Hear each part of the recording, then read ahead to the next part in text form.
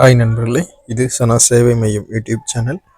நம்ம சேனலில் ஒருங்கிணைந்த ஓய்வூதிய திட்டம் பற்றிய விவரங்களை தற்போது பார்க்க போகிறோம். அதுக்கு முன்னாடி நம்ம சேனலை சப்ஸ்கிரைப் பண்ணாதவங்க சப்ஸ்கிரைப் பண்ணிக்கங்க.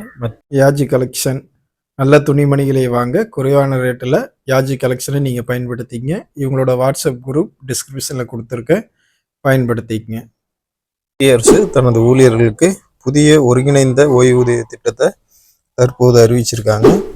இந்த திட்டம் எந்த அடிப்படையில் செயல்பட போகுது அப்படிங்கிறத பார்க்க போகிறோம். ஐந்து வகையான விஷயங்களில் இந்த ஒருங்கிணைந்த ஓய்வூதிய திட்டம் செயல்பாட்டில் இருக்க போகுது. அதில் முதல்ல எதுன்னா, குறைந்தபட்சம் 50% நிலையான ஓய்வூதியத்தை மத்திய அரசு வழங்க போகிறாங்க. ஒரு குறிப்பிட்ட தொகையை ஓய்வூதியமாக வழங்க வேண்டும் என்று அரசு ஊழியர்களின் கோரிக்கையை தற்போது நிறைவேற்றும் முகமாக இந்த இதை அறிவிச்சிருக்காங்க.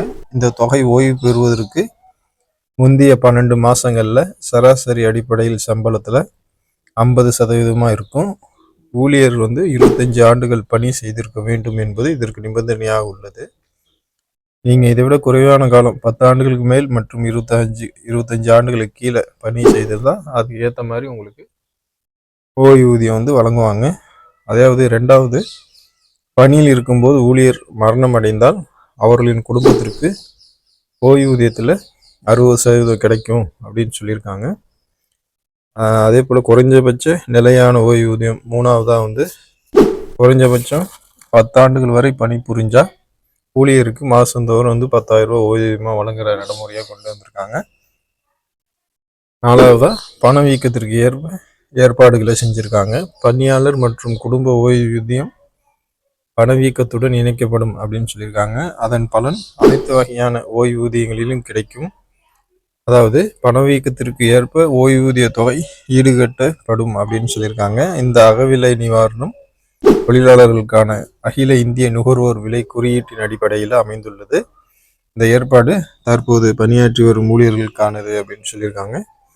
அஞ்சாவதா, பணி கொடையை தவிர வேலையை விட்டு வெளியேறும்போது குறிப்பிட்ட ஒரு தொகை வழங்கப்படும் அப்படின்னு சொல்லியிருக்காங்க. இது ஊழியர்களின் ஒவ்வொரு 6 மாதங்களுக்கும் அடிப்படை சம்பளம் அகவிலைப்படியில் 10ல் ஒரு பங்காக கணக்கிடப்படும் அப்படின்னு சொல்லியிருக்காங்க.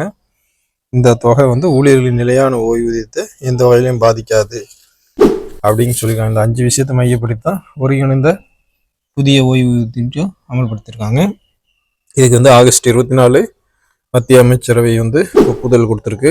இந்த ஒருங்கிணைந்த ஓய்வூதிய திட்டம் UPS 2025 ஏப்ரல் 1 நடைமுறைக்கு வந்துடும் அப்படின்னு சொல்லியிருக்காங்க.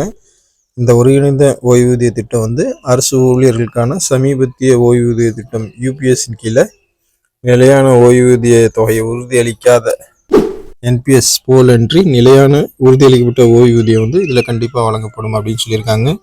உறுதி செய்யப்பட்ட ஓய்வூதியம், உறுதி செய்யப்பட்ட குடும்ப ஓய்வூதியம், உறுதி செய்யப்பட்ட குறைந்தபட்ச ஓய்வூதியம், பணவீக்க அடிப்படையில் இந்த ஓய்வூதியம் உங்களுக்கு வழங்குறாங்க.